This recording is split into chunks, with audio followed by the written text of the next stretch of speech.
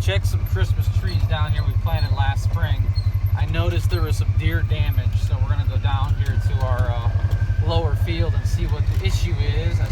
I saw one right here on the corner. I'm hoping there's just a few, but we might have to get the DNR involved and see if we got to get some deer tags. So I see this one right here on the corner, nibbled on. That one right there, I think. I don't know, maybe not. Okay.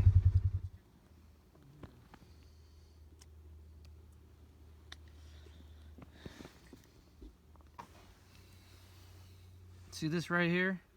That looks like a nibble right there. That's a deer nibble. Hey everybody, this is Ted at Schrader Tree Farm. So I was doing a check this week and I noticed a lot of our Frasers in this little, our first planting have been nipped by the deer. So this is what I came up with, kind of as a temporary solution. What I'm going to try to do is get some dowel rods. I've got these fiberglass little poles. They're off of a hunting decoy for waterfowl, but I had these up in my barn and they work pretty good. But probably what I could do is use like the stakes for like driveways they use for snow plowing. So I might get some of those.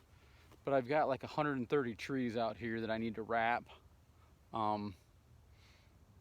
to try to keep the deer from nipping everything. So what I'm going to do is start with my nicest trees, which they've pretty much annihilated everything already. But I want to try to save as much as I can before everything's just a stick. So I do have a few of these stakes I'm going to put in and let it run till like April, and then I'll pull all the cages off when everything starts greening up and the deer move on. I've been talking to Tony Stefani, and I think I'm going to try to do just some different types of trees. This is just our Fraser planting down here. It was going so good. We had some really nice trees growing down here, and then the deer came through and pretty much have eaten. I mean, look at this one right here. This tree was a real nice bushy. Let me see this guy now. I mean, he was probably twice that size. And you can tell that this one back here is now misshaped. It had real nice branches. But they've done that to every tree out here in this 130 block. And then I've got a living fence over here with about another 100 trees in it. I haven't checked that. I wasn't really too worried about that because I wasn't going to ever harvest those trees. But the deer love these Frasers, I guess is what the deal is around here. And I've seen a herd of about 12 deer moving around. So I see a couple other really nice trees. I'm going to try to get cages on right now before they come in the next couple nights and eat them all down. But I think I'm going to diversify my plantings this spring. I ordered a couple hundred Frasers and 100 Cananes, but I think I'm going to try to get some Black Hill spruce too. And I don't know what I'm going to do with this first planting. It's going to be pretty sad, and I think we're going to lose a year of growth. So I'll try to keep an update on how these cages work. Back here that I did, it's a pain in the butt if I'm going to have to cage every tree every year until they get up a couple years. But I got to do what we can do just to save what trees we have that were doing pretty good, man. They were doing really good going into the winter, so that's a bummer. So hey, I'll talk to you later. So to be honest with you, I never thought I'd have to be making cages for our first planting of Frasers, but I've got a couple different things I've tried. Basically, I've just grabbed whatever stakes I could find for tonight. I was able to do about 20 trees in about an hour or so. But I've got this poultry netting. It's kind of like plastic coated. I guess that's all it is. It's like extruded plastic netting. And it's like half by half. And I've been just cutting it at about my arm's length, which is like maybe like 3 feet.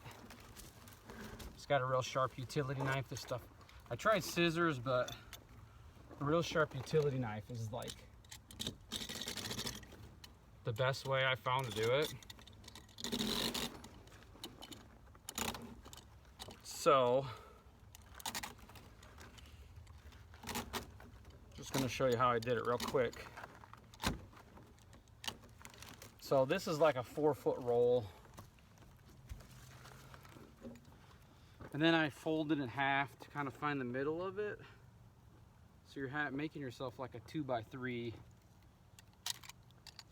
A piece that's like a 2x3. This cut's pretty easy if you can kind of just fold it and go right through where you want to be. So I just do that. So now I got my piece. It wants to tangle on everything, which is pretty good because I think once the deer find out that it tangles on everything, they're not going to be very happy. I got my multicolored zip ties. So I'll show you how I've been kind of setting these up. I've got all these little cages. What fun it is to be a tree farmer, guys. So let me turn it around. I don't know if I'm gonna be able to do this and show you. So here's my little tree. This one actually, I don't think, this one they haven't nipped yet. It's kind of in the middle of the block, but this one, I think they found already. This one looks pretty nice, but I'm kind of just working my way down these 3 rows. So basically what I've been doing is, I'm out of stakes right now. What I'm going to do is cut some stakes in the barn tomorrow. So just kind of wrap that around there. So I've made my little cone.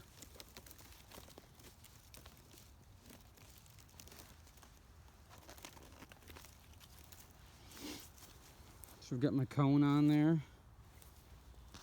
And then I take a zip tie. So let me show you kind of how I did this. Well, I just took a piece and wrapped it in a circle around the tree. I'm out of stakes. So what I'm going to just do is, until it gets dark, I'm just going to finish what I can.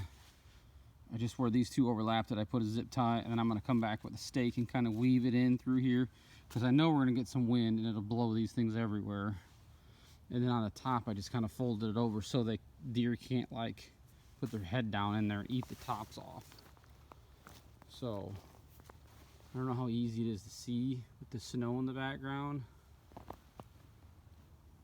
It's kind of like bent over that way. So I'm gonna just kind of monitor these. Some of these are looking pretty sad out here just because the deer have gotten to them. This one's kind of in progress. So this is our cage system. I was able to do about 90%. I tried to pick the best trees. Down in here we don't have enough cages, at least the material I was using. Keaton's using some spraying each tree like twice.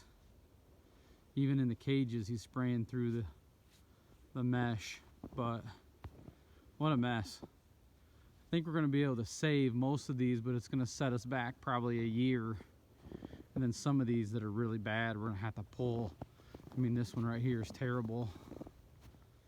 And I don't know, first year tree grower mistake, I guess. Down in here we had some, and they're pretty pitiful too. This one end closer to our main driveway down the back hill, the trees seem to be better. So I think they come from this woods over here across the field, and so we're starting to work their way up, but who knows. We own this woods back in here, and down in there is where we've been doing all the wood splitting. So we're going to try to do some winter food plots, try to shoot a lot more deer next fall. And there was a fence row between us and this house. This is our neighbor's house, and they've pretty much nibbled all the trees. We put about 80 trees in over there that I was just going to use as a living fence. I don't know if you can see it. It kind of goes like here, and it goes down into this corner back here. So we're gonna run these cages through the winter until stuff starts greening up and see if we can save them.